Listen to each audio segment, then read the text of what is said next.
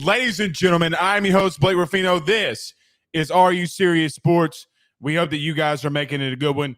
We know that we are as well. Huge show in store for you tonight.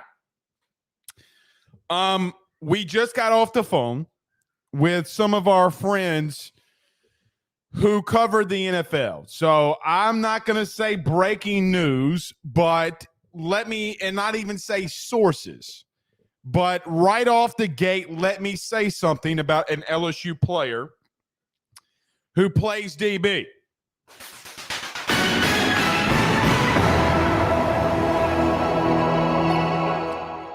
It has come to my attention that Derek Stingley, the former five-star Baton Rouge native, if he is at 7 when the New York Giants were to select, there's a very strong possibility that Derek Stingley is coming off the board at 7 to the New York Giants. Now, this is fast-moving. There's always a lot of chatter. You know, look, we'll be doing the 3-hour companion show tomorrow night. We'll be releasing a lot of things that we're doing. So that's going to be fun. You can stop by, come enjoy with us, come watch the draft with us tomorrow night. But literally just getting off the phone with someone who covers the New York Giants gave me a ring about 5 minutes ago and broke that news on to me. So going to be fun. Going to be interesting to see how or if that transpires. But I wouldn't mind Derek Stingley in New York as long as he goes to relatively a good team. Now, the Giants have been down, but it's better to be in with the Giants than maybe the Jets, right? So something to monitor. But a good show in store for you tonight. Look, last night, after the show on Twitter Spaces, we spent about 2.5 hours talking about quarterbacks. If you want to talk about quarterbacks, fine. We'll talk about quarterbacks. Put your opinions of the LSU quarterbacks in the comments then. You want to talk about it, come in Twitter Spaces. But you want to have the conversation, let's have the stupid conversation. It's not a stupid conversation, but let's have the damn conversation. Anyway, Pooh Bear, you can come in the show, by the way. Zach is not with us tonight. So Pooh Bear, if you want to, I forgot to tell you, but if you want to come co-host or be our producer, you're more than welcome to do so. But he's with the Golden Boot Pod. I see he's chiming in. Twitterless Matt Trent joins us at 7:30. So going to be fun to bring in Matt Trent, the Twitterless Matt Trent at that, to be joining us. We'll talk all things LSU with him at 7:30. We will do our draft update. We will talk the NFL draft. I made 2 picks today with Billy. Come here. Come on. Come on. That little dude, boy. That little dude.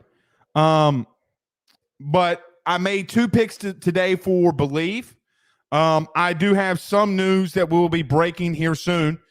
AYS is ever so expanding. So we'll be having some news soon. But if you missed it today, I gave some 2 picks on the Saints. We'll talk about the Saints draft board and conspiracy in sports. So jam-packed show for you tonight. I see a lot of people saying Rob Brujo, Blake Preston is wrong. I was with you. I get you. Kenny Russell says that we're intense.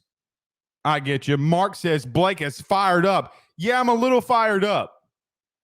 Let's talk about it. You want to talk about it? Let's talk about it. You want to have the discussion? Let's have the discussion. KMC says Nussmeier, Daniels, Brennan, in my opinion, fine with Jaden or Garrett. I'm okay with that too. And we'll talk about that too. Blaine Smith says it's sources. Blaine Smith's got sources, y'all.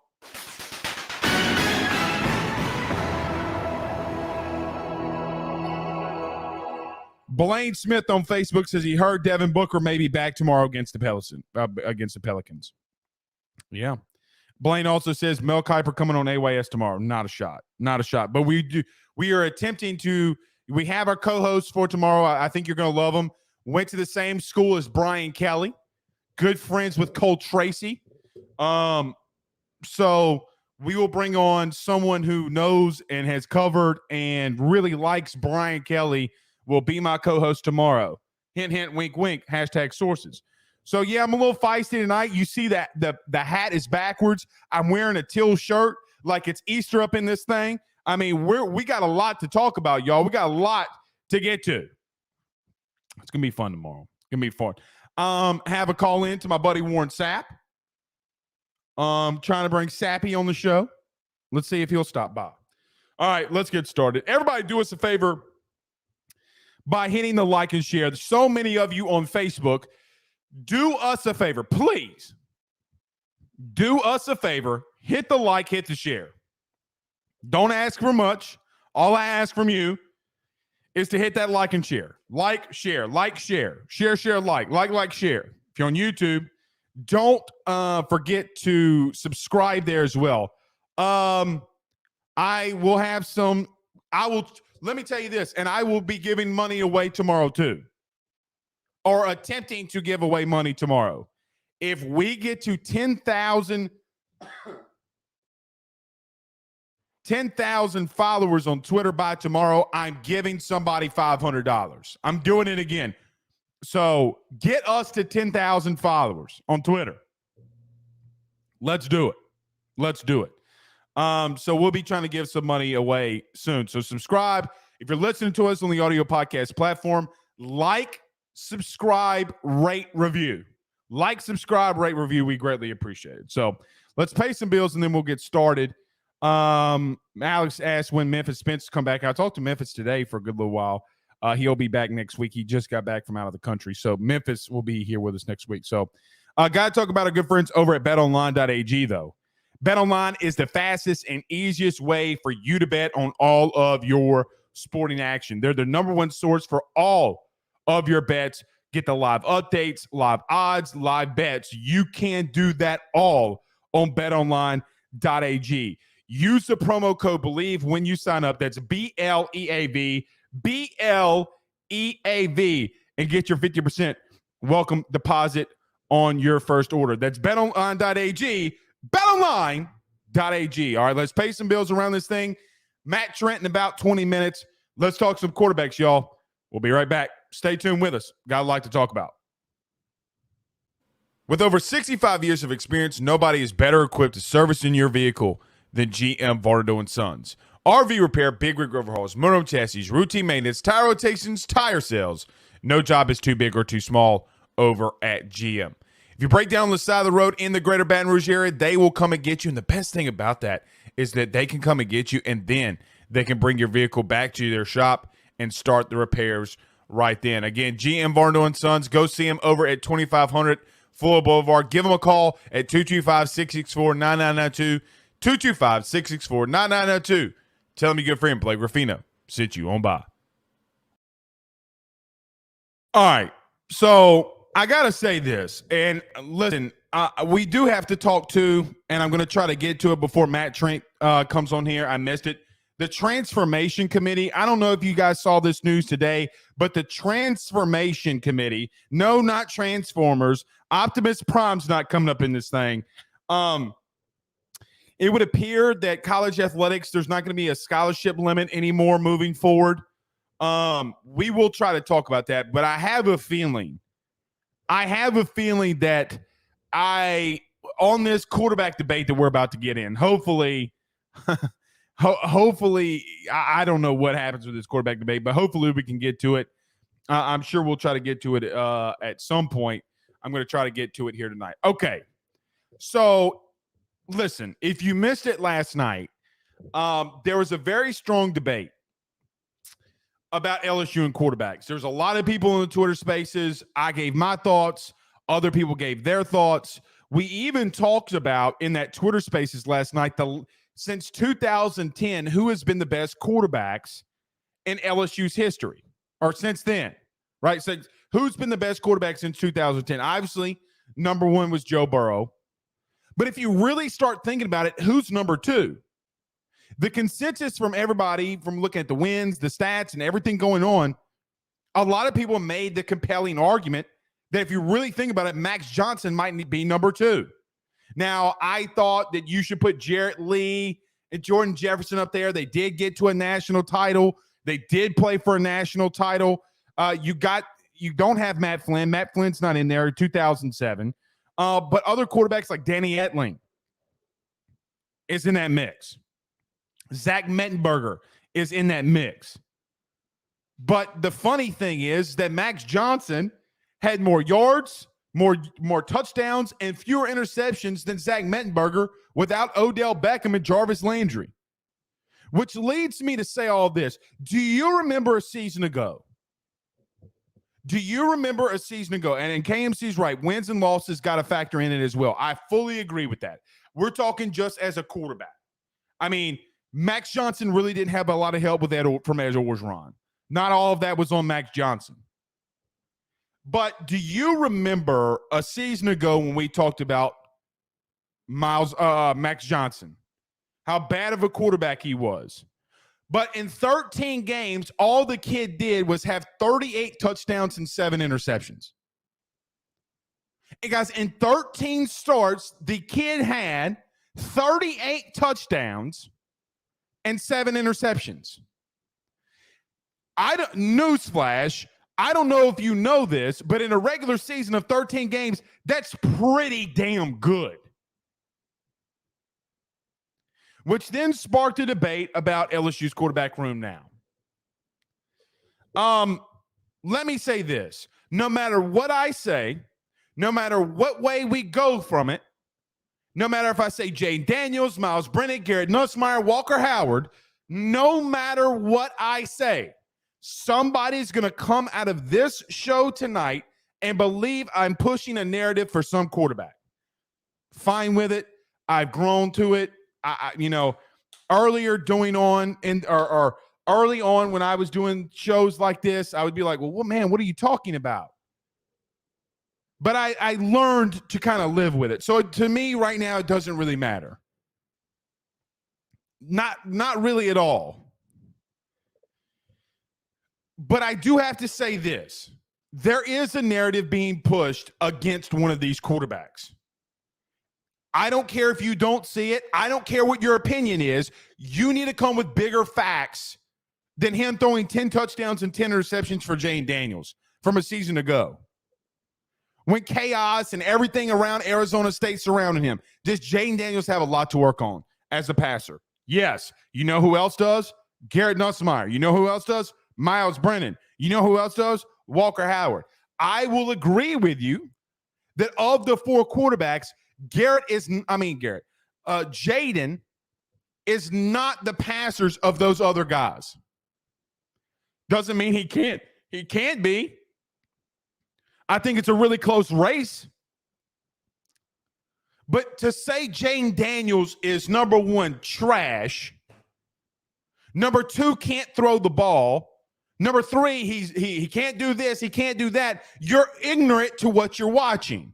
I hear it from LSU media. I hear it from LSU fans. You're pushing a narrative for whatever you want.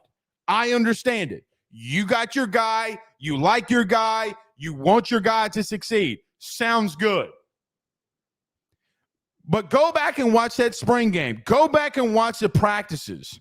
When you have people wondering if Garrett Nussmeier is going to transfer after the spring game. 2 Saturdays ago, Garrett Nussmeier is throwing interceptions like they're hotcakes, and all of a sudden, the next week, the media is saying, oh, he might be. It's a 3-man race. It's never been a 3-man race. It's never going to be a 3-man race. One of those guys is going to be cut out of all of this. It's going to be 2. Garrett Nussmeier, and here we go. Garrett Nussmeier didn't play as good as you thought he did Saturday. Multiple times he took sacks on 3rd down. Multiple times he put balls in situations and in areas that should have and could have and will be intercepted in the future. Miles Brennan dumped the ball off like I don't even know how to explain it. dump off here, dump off there, dump off here, dump off there. The one long pass he threw almost got intercepted. Quite honestly, it should have been intercepted. Jaden Daniels missed a couple wide open passes. He's got to complete. At this level, he's got to complete those passes. He's got to. Here's some strength of those quarterbacks. Garrett Nussmeier, whatever it is, that kid, from a swagger standpoint, has it. Whatever the swag is, man, I got that swag, that polo down my back. Whatever that is, that man's got it. Let me back up. Maybe he doesn't, but he believes that he does, in which all that really matters as a quarterback. One of the people in Twitter Spaces asked, he doesn't understand how one person can view one game and then disagree with the other. Because sometimes, guys, people don't know what they're really watching here. Garrett Nussmeier hit Joe Fouché, the safety, square in the chest. He's got to catch that ball for a pickoff. Carter the Power, on Monday, on this show, broke his film that he broke down from the LSU spring game. Derek Davis should still be running from the pick six that Garrett Nussmeier should have thrown. Woulda, coulda, shouldas. Blake, woulda, coulda, shouldas. You hate what ifs. But if you guys are going to come in Twitter Spaces or in these comments and play the what if game, let's do it. Jaden Daniels had 4 drops. He's got to be more accurate. There's no doubt about it. But I would rather Garrett Nussmeier and Jaden Daniels do what they did and go for broke than Miles Brennan jumping off passes to Jack Besh and Amari Goodwin when everything's on the line. Guys, he's playing for his future. He's playing to be a starter at LSU. He's playing to be a starter at LSU. I know my good buddy, Josh Pate at 247, late kick Josh, talked about how he thinks it's Garrett Nussmeier and Miles Brennan. I can't disagree with him more. Guys, I think Miles Brennan is on the outside looking in. You can't just dump passes. I would rather have Miles Brennan going 11 for 22 and start forcing the ball down the field, wanting to compete, wanting to beat QB1, wanting to take over like we saw from him a spring ago, then dumping passes off here, dumping passes off there, dumping passes off here. The 2 longest passes he has is a pop pass to Jack Besh and a dump off to Amari Goodwin where she takes it for 23. The touchdown's an interception, guys. He didn't play well. The 3 of 9. Jaden did not play well in the first half. As soon as he got accustomed, guys, he goes 2 of 3, 2 touchdowns. The one drop for Jaden Daniels there in the second half is a Kyron Lacey in the end zone missed touchdown. Garrett Nussmeier had 2 passes that should have been taken to the house. If you're on this show and if you come in Twitter Spaces and you haven't watched the spring game, do not debate me. I didn't watch the second half. But, I just know that, Garrett did better than everybody else. No, then you didn't watch the second half. Already seeing the conspiracy theories here. Jamie Campbell, Jaden Daniels is your starter. He's not my starter. He hasn't proven anything to me that he should start over Garrett Nussmeier. Nothing. Neither has Garrett Nussmeier proven to me that he should start over Jaden Daniels. The only thing that I'm confident in at the current moment is both of them have shown that they've done stuff better than what I've seen from Miles. The one thing that also I'm for certain, you got to find ways to get Jaden Daniels on the field because of his legs. You do.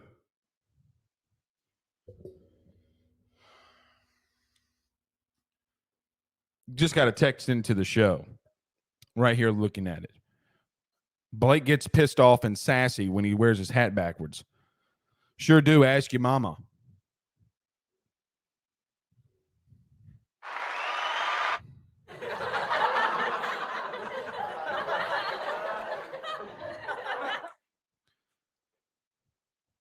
Come on, man. You want to talk about him? Let's go. Let's get to a couple of these comments. Matt Trent, about 8 minutes. PCG says, do you really think Daniels can physically hold up in the SEC? Do you think Miles Brennan can? Do you think Garrett Nussmeier can? See, there's a difference in Jane Daniels' body size when he can run away from people. It's not Miles Brennan. It's not Miles Brennan sitting in the pocket at 180 pounds and he can't move. Yeah, I think he can hold up. Can he hold up in the SEC? Can he outrun dudes? Because he sure as hell did in some bowl games. Rooney says, Comp gonna go to fall. Why argue? I don't know what that means. Rooney also says, QB talk is getting old, to be honest. Well, Rooney, you don't have to be here, buddy. Father Abear says, there's no clear winner right now at quarterback. It's senseless to try to make a claim, but what's one thing for sure, BK is right where he wants to be. He's loving it, licking his chops. And I agree with Father Abear here. I fully agree. You have two schools of thought, right? You have two schools of thought. The one school of thought is to tell a guy that he's not going to be a starter, and he's not going to be the dude, a.k.a. what Dave Aranda just did for Buchanan. Tell the guy, hey, man, you're not going to be a starter. You better go in the portal. Or you let the guys come back and you battle it out. I don't think that there's a right and wrong answer for any of it. Actually, there isn't a right or wrong answer for any of it.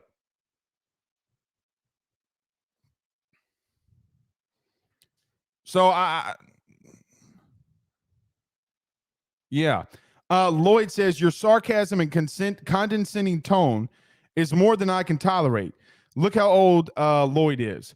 This is my opinion and will be my last comment. Now go ahead with your bad self. By the way, educate all of those ignorant fans.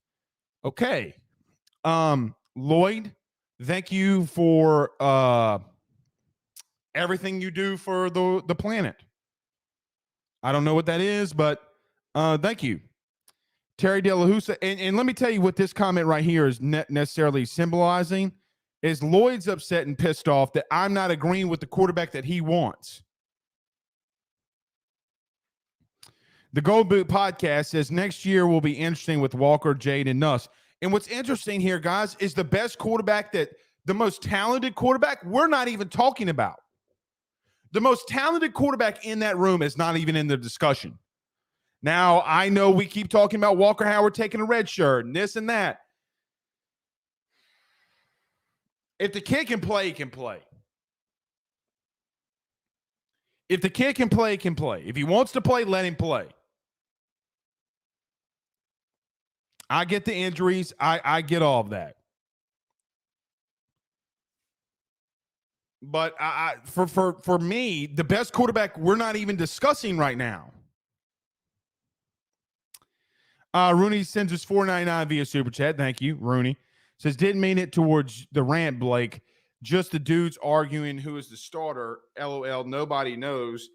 QB comp equals competition. I got you, bud. I got you. I feel you. Dylan Smith coming off the top rope. He says, Devonta Smith is built like a junior high school student and won a Heisman Trophy. This man said he's built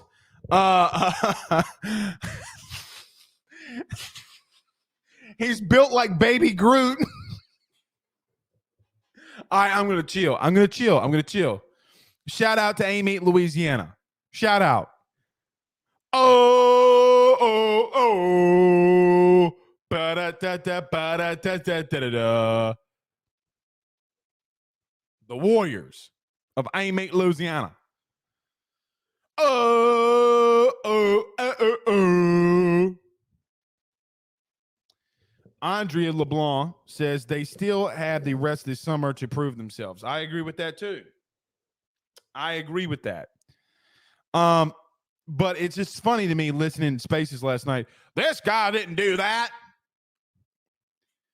It's aggravating, bro. And people are just going to believe what they want to believe. Jerome Harris says, do you think Miles is fully engaged in football? Hell, let me be. Let me think about this comment for a minute. I was about to say heck no, but I don't know. Jerome, I really don't. Look, I'm just going to tell you like it is. I really don't know. Doesn't feel that way to me. Right? Like you're competing to be QB1. Right? Why do you keep dumping everything off in man-to-man coverage? Meanwhile, you have Garrett and Jaden out there trying to force the ball down the field to score touchdowns to become the starter. What Garrett Nussmeier did what Miles Brennan should have done. Right? Like Garrett Nussmeier went out there and started forcing the ball down the field, and now everybody believes that he's the guy. Cool. Why is Miles dumping the ball off in the flat? Well, Blake, they didn't have this coverage. Guys, the coverage was the same the entire game. The only time, and Brian Kelly kind of did a little fib, or maybe he didn't realize it, his post-game press conference, he said, oh, it was only man-to-man coverage. It's kind of bullshit because they ran a cover 2 down in the red zone. And it tripped Garrett up a little bit when they did that. And I guess Brian Kelly figured it out or saw it and said, don't do that again. But yes, what I told Carter the Power Bryant the other night, the conspiracy theory I had about the quarterbacks, I still believe that. Chad Briscoe says not only did Miles not look impressive in the spring game, but he has yet to prove that he can stay healthy, nor has he proven he will make the off-the-field decisions necessary to be the starter. Anyone who says he's QB1 is a little naive. I agree. But y'all want to come up in them Twitter spaces and you want to talk that shit. You want to talk that shit. You better have the film to back that shit up. Can Jaden Daniels stand? Can Jaden Daniels stand the SEC when when Devonta Smith, the Heisman Trophy winner, looks like a weed smoking kid from junior high? Like, remember the anorexic kid from junior high? Remember him? He looks like what Kevin Durant looked like in elementary school. Kevin Durant was 6'3" in elementary school. That's what Devonta Smith looked like. Can he stay up in the SEC? What do you mean? You know what Devonta Smith did? He ran away from everybody. Bitch can't catch me. That's exactly what he did. Y'all stupid ass narrative. And then you're going to be like, oh, well, Blake Ruffino, you're going to go to the message board. Blake Ruffino said this. Y'all got to stop with that shit, man. I know I'm spicy tonight. It's the teal shirt and backwards hat. And Twitterless Matt Trent. All right. Is it 7:30 yet? All right, it is. All right. And I think we got Matt backstage. All right, cool. I do want to read this one, though, very quickly. Dylan Smith says, those spaces be lit. Y'all going to come in there and come speak. It's a good time. No, they ain't going to speak. Ho-ass dudes. All right, let's pay some bills around this thing. Matt Trent around the corner. First question for Trent. Who's the quarterback? He's going to tell me the same answer. Blake, shut up. I don't know. Well, figure it out in 12 seconds. All right, let's pay some bills. Matt Trent on the other side. Let's talk some LSU. UNO beat LSU baseball last night pretty handily. The Fighting Blake Deans. Is Blake Dean making a push to be Southeastern's next head baseball coach? We'll see. Let's pay these bills. Be right back. Go over to our friends over at Gramco. Guys, the fruit berry, strawberry, watermelon, all those gummies, absolutely fantastic. And don't forget our friends over at Manscaped.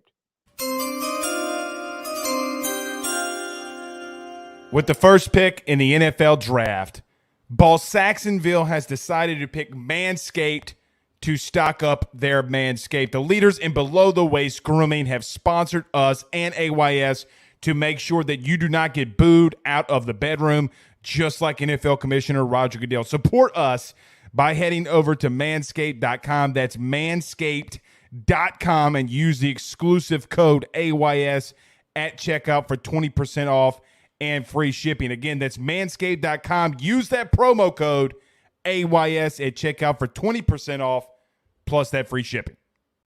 Guys, I've got to talk to you about our good friends over at Gramco. They are the Delta 8 company based out of the state of Florida. They're founded by college football junkies just like you and I am not sure if you're familiar with Delta 8, but you need to be. Gramco is the absolute leader in this field, and they have phenomenal products that I just need to tell you about. First off is the Wake and Bake coffee that is absolutely spectacular. The gummies are as well, as they're the best in the market. So go to thegramco.com right now and use the promo code AYS25. That's thegramco.com, AYS25 promo code to get 25% off of your order. Jump on this fast as it is perfect for holidays, anniversaries, and everyday use.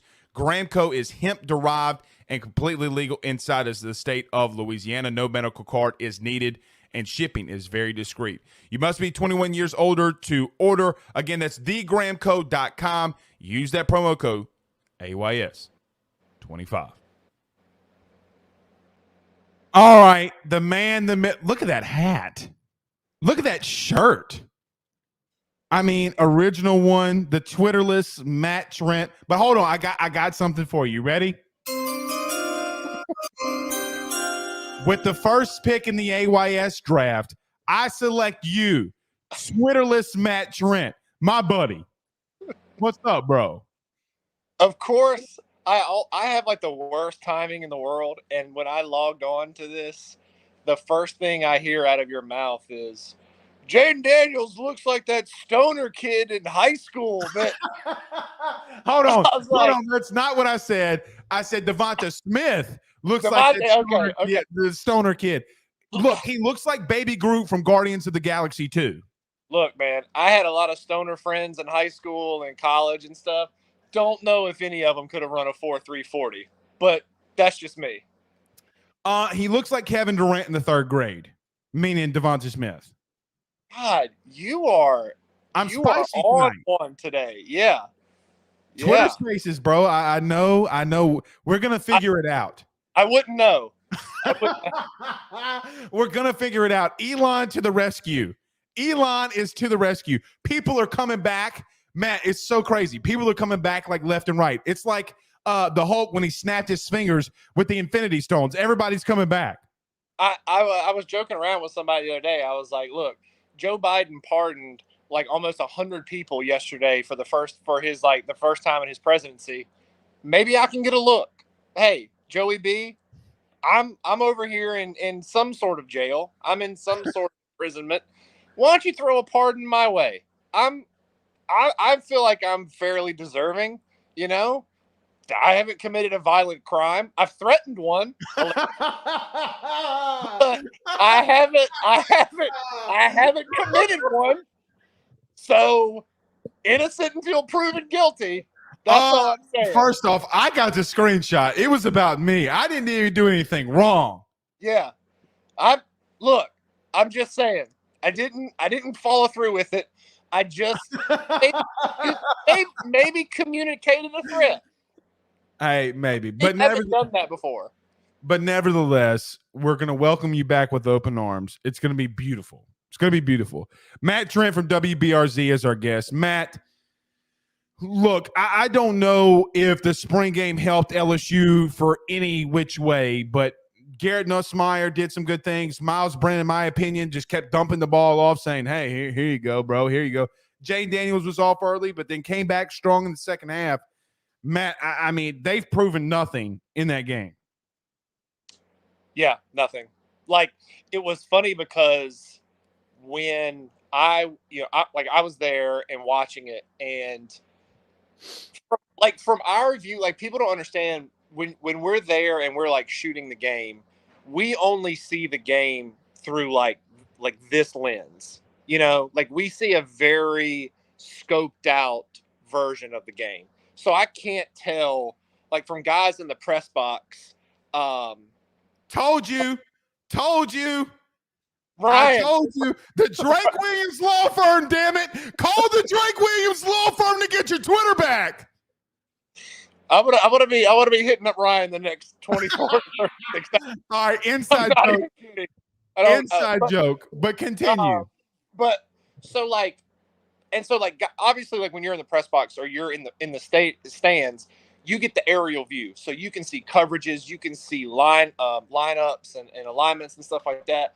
So I was like, I saw the game, and in my mind, I'm like, okay, like Jaden Daniels struggled with accuracy, struggled throwing the ball. His footwork looked like pretty subpar, but he had a running touchdown, he had a passing touchdown. Miles looked like he had decent control of the football and of the offense.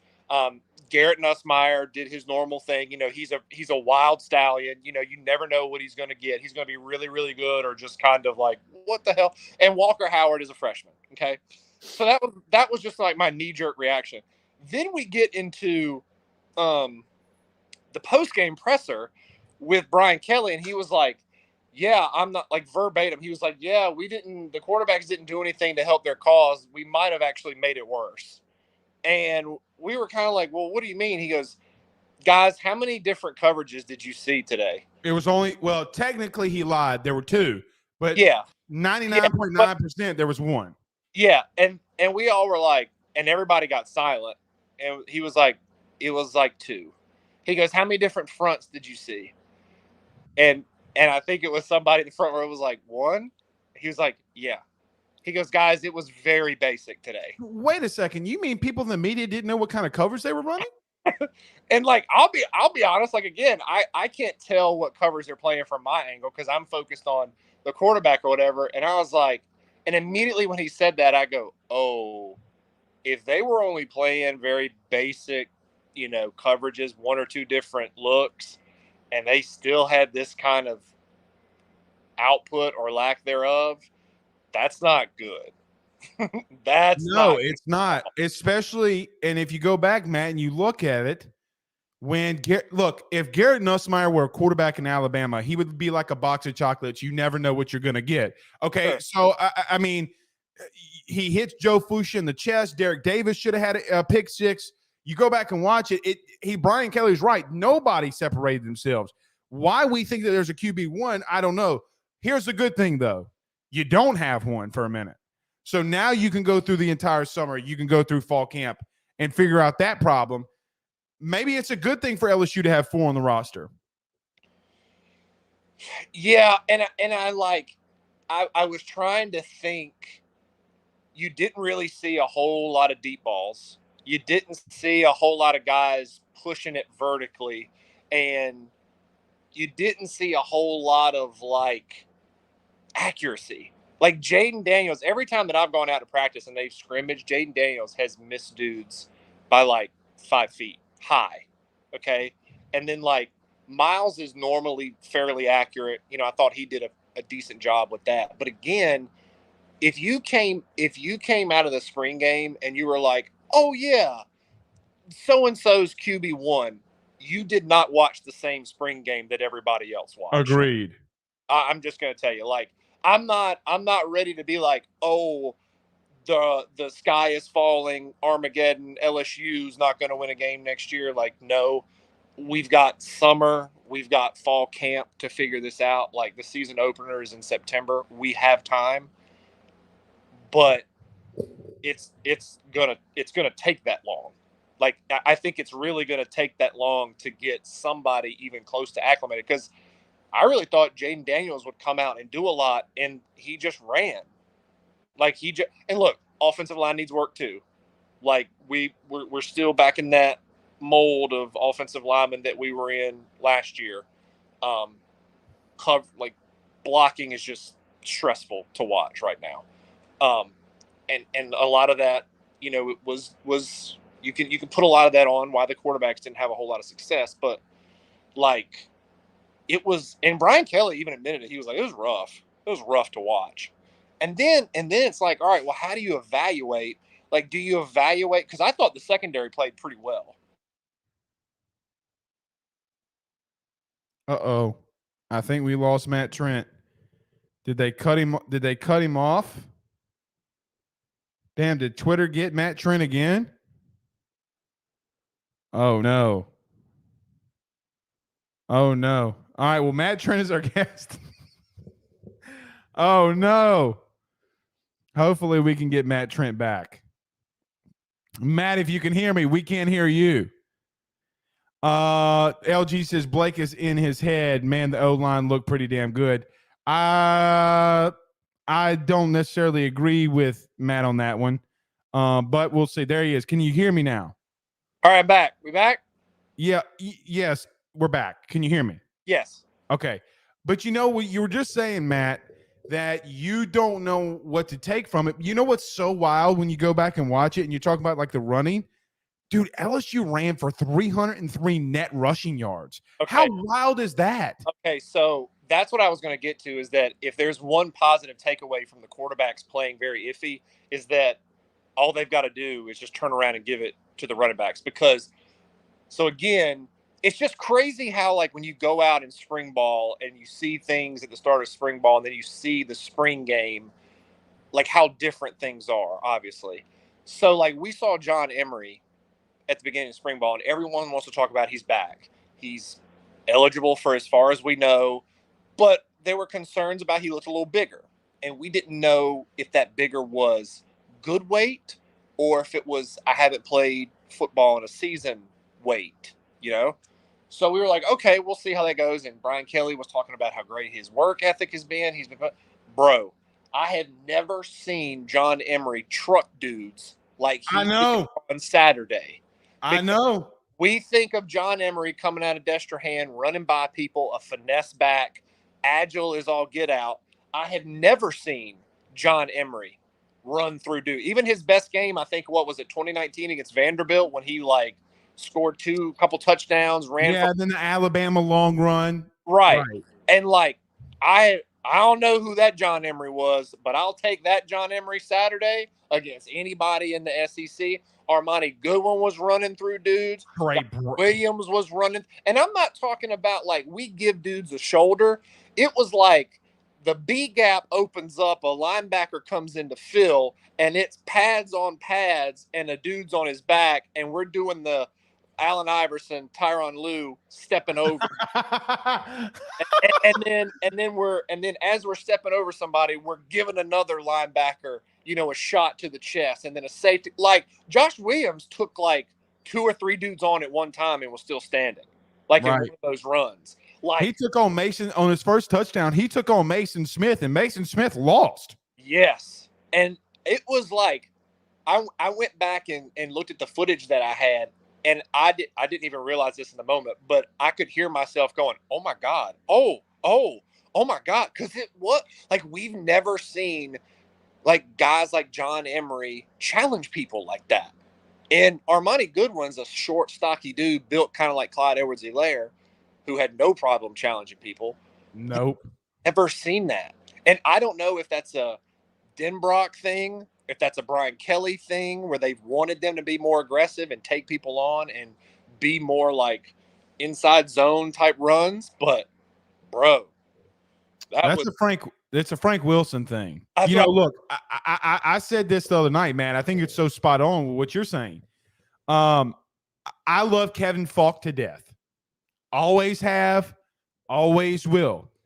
There's a difference in being a fantastic Hall of Fame player, and there's a difference of being Frank Wilson as a coach, right? Like those dudes were doing something. Matt, they were the most impressive unit Saturday. You can't take it away from them. I agree. And you know who else, Matt, we didn't really talk about? Trey Bradford.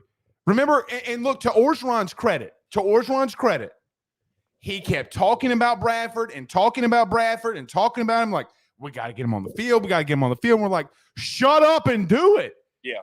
And my God, Orgeron was right. And that is on, and when I say we is like, I'm speaking for like the media corps. We did not talk about him hardly enough this spring.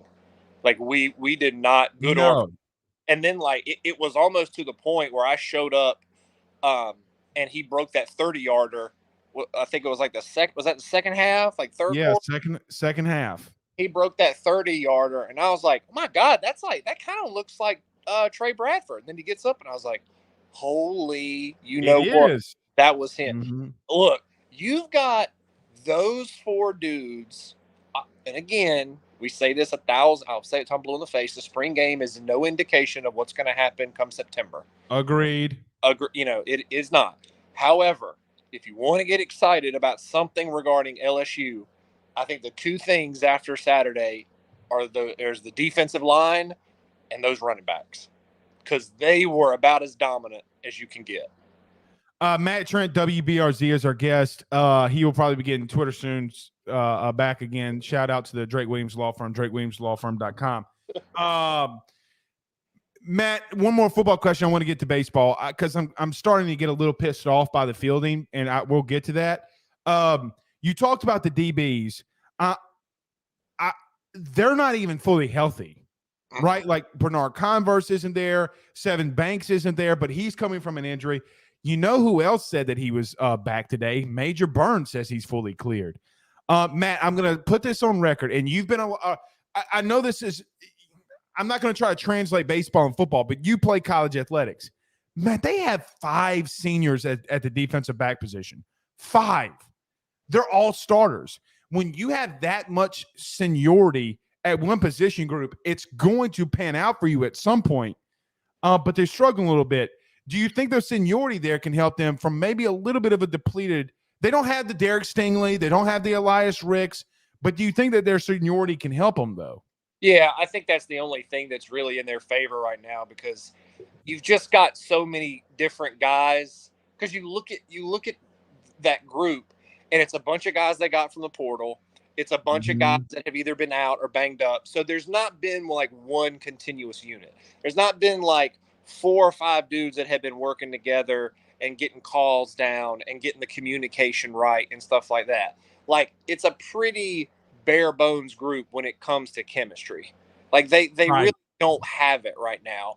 And I think that, like, again, in the months to come, I think that'll help.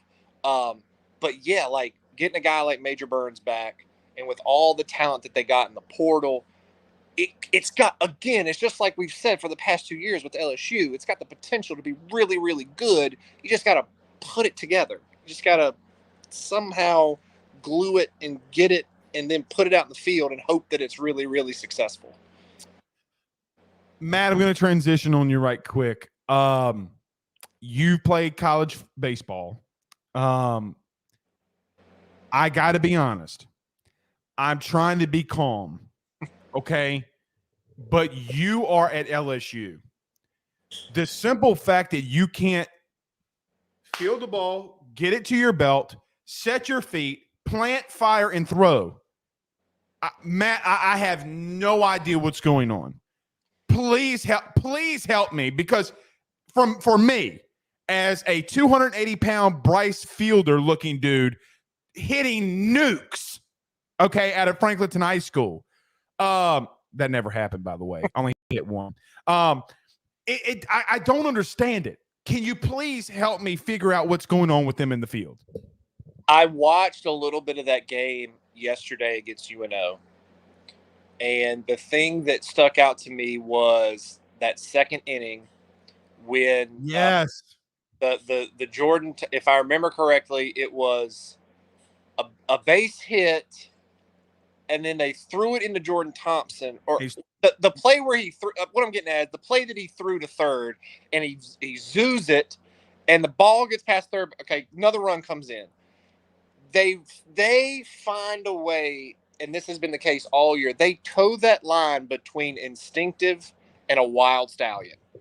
They and Jordan Thompson is the poster child for that.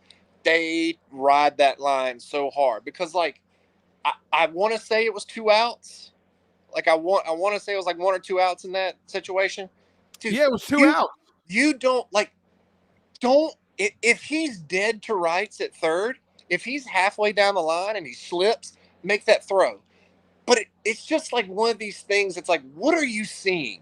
Like, don't try and make the superhero play when you just need to make the fundamental one. Like, if in that instance, if you just eat it, you live to play another day, and you only get out of that with 1 run scored on that play instead of 2.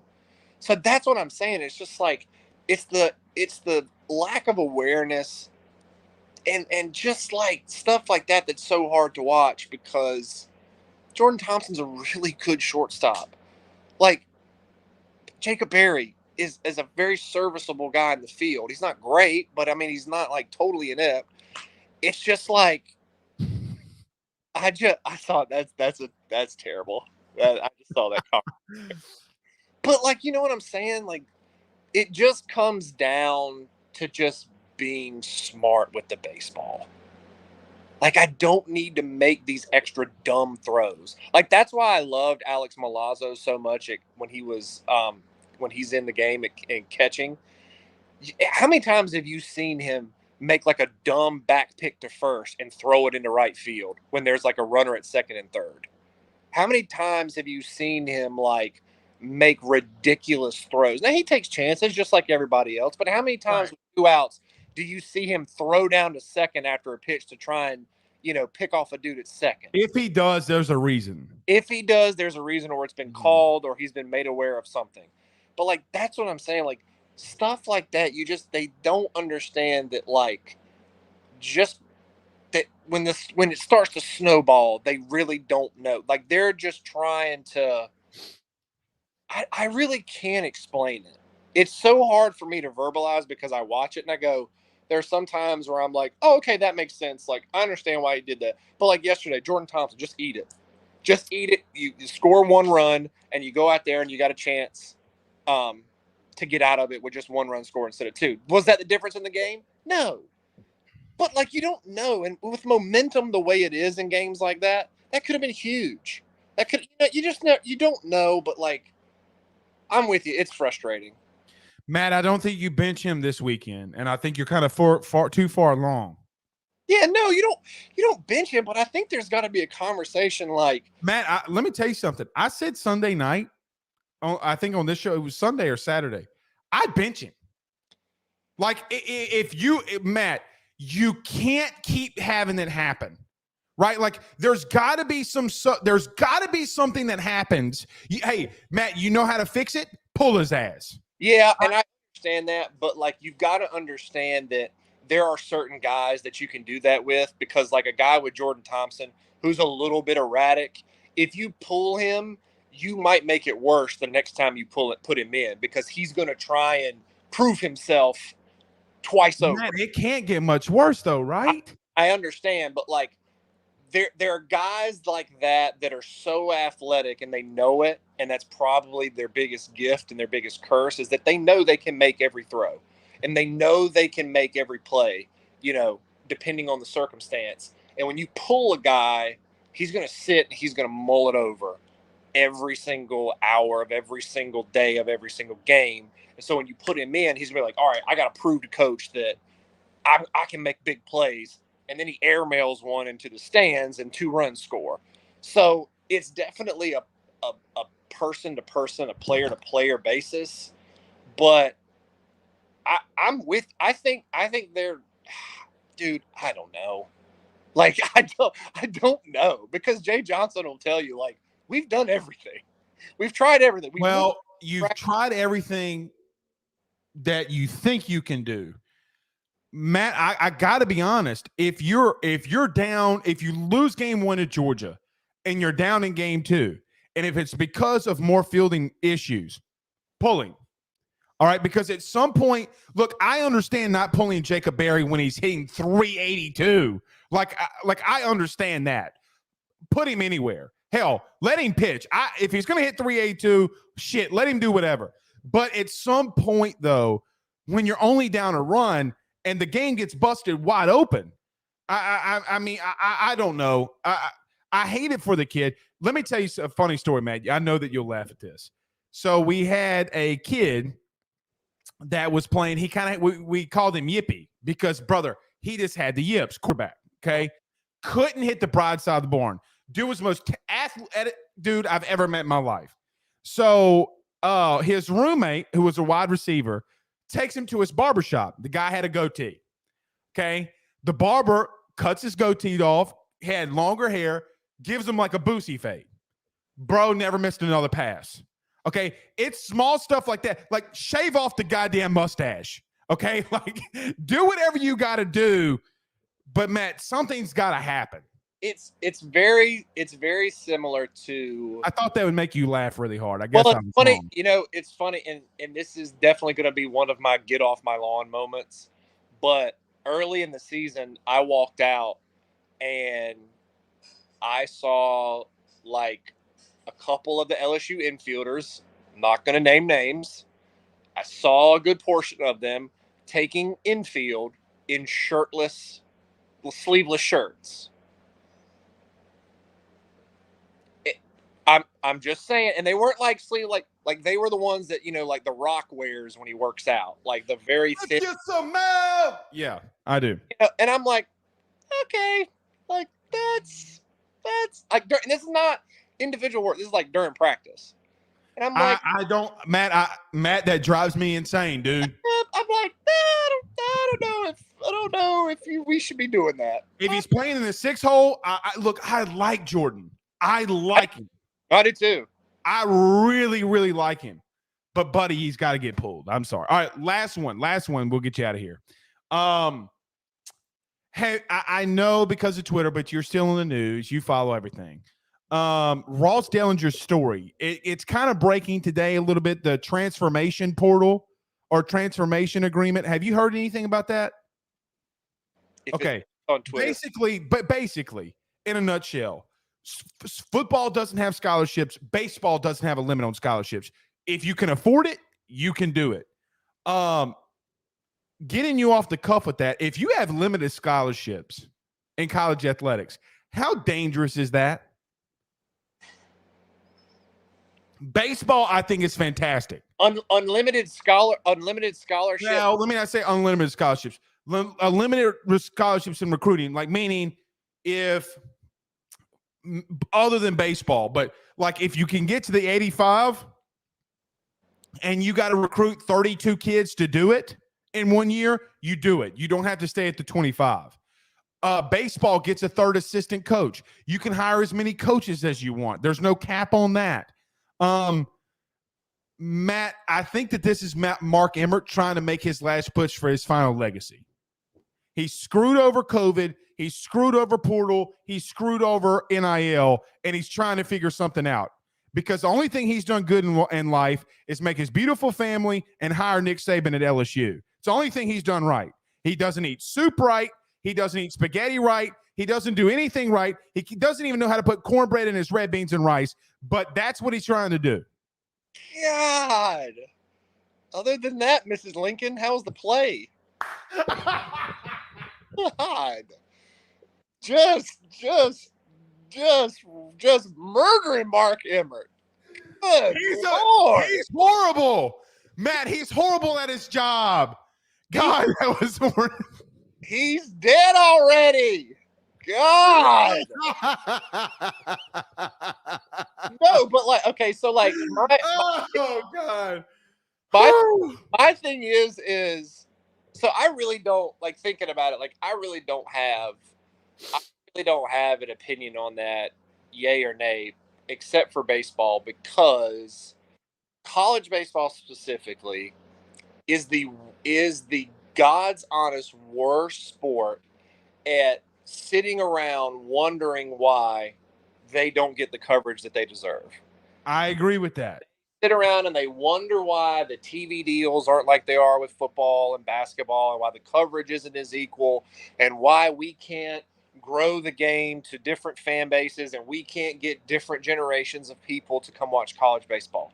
So they do everything that they should do, but not supposed to, if that makes sense. So, right.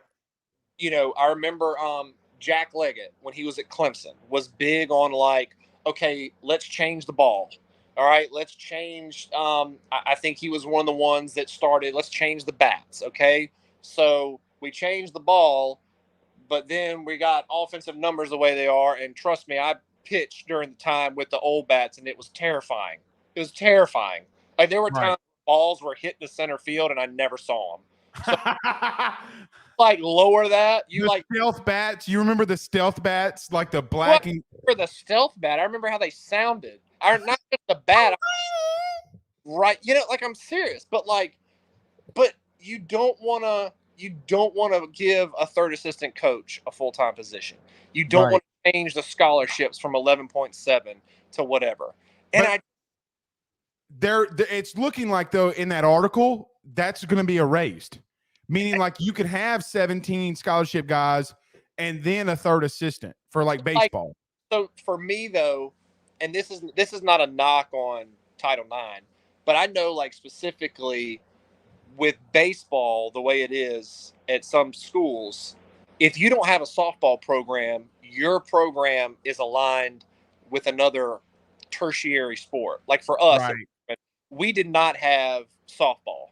So we did not have women's softball. So our sport that we were aligned with for that equal representation financial distribution was field hockey. Like, you know what I mean? We had athletic women's frisbee golf. So like to this day, the University of Richmond does not have lights at Pitfield. Really? Does not have lights. So we were, for the longest time, we were like, oh well, we want lights. And so our one of our famous alums, Sean Casey, shout out, big leaguer, all-star, followed me Cincinnati, shout out, follow me on Twitter before I was banned. So like he was like, yo, when this coach gets out, like X amount of years, I'll write you a check to do the lights. Well, that never happened. Brian Jordan is also a famous Richmond alum.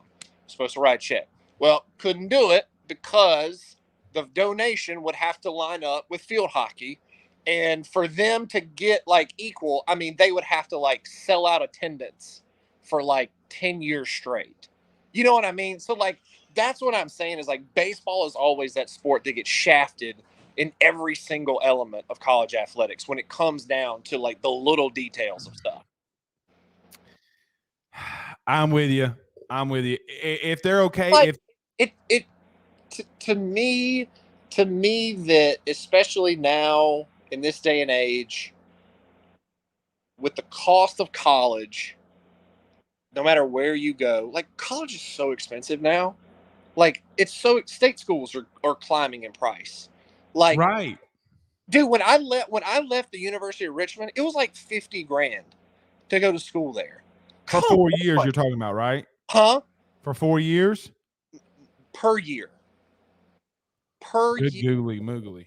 That's a lot of money, dude. Shout out Southeastern at full ride. But that's what I'm saying. Like I had like in terms of like my academic money and my athletic money my senior year, like I got essentially a full scholarship. Uh-huh. But like, dude, how does that happen that baseball players can't get full scholarships? Well, you're right. You're right. I don't know, but I think that they need to change it. They're gonna change it. Matt, they need a paid third assistant coach. Matt, and that is the worst one. That's the worst one.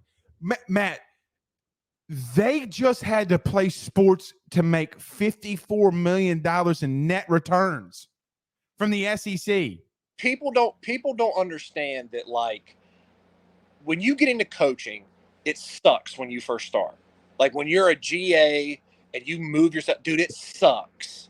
And when I'm talking sucks, I mean not just from a money standpoint, like you are living at the school, sleeping in the locker rooms. Orgeron. Think about Orgeron living in the weight room at Arkansas, dude. Carrick Jackson, who used to be the head coach at Southern, told me, who's now the president of the Major League Baseball Draft League, he told me he didn't make above $30K a year until he was over 30, until he was like 32. That's so sad, dude. 10 years that you have to like grind and just like do the. We had assistants at Richmond that were like, and again, people don't understand that the volunteer assistants for baseball, you get paid via the camp money in the summer. Right. Like if you're at LSU, like Eddie Smith, who was the volunteer hitting coach, he would get a check every summer for, it was a pretty good amount because LSU, let's just say $45,000-$50,000. LSU can get a ton of kids in there and have a good camps where they can pay a coach a halfway livable salary. But if you're at like Northwestern State, if you're at Southeastern and Southeastern's got a solid program, like I had buddies that coached at like the Ivy League and like really good schools in the Patriot League, Lehigh, like Lafayette, place like that. Shout out CJ McCollum, by the way. That's what I'm saying. And dude, like their coaches would get like a check for $5,000 in the summer. You can't do anything with that. Like, come on, dude. Like, I understand Yeah. you take your lumps, but you shouldn't suffer. You shouldn't be like eating ramen noodles like you're a college student again.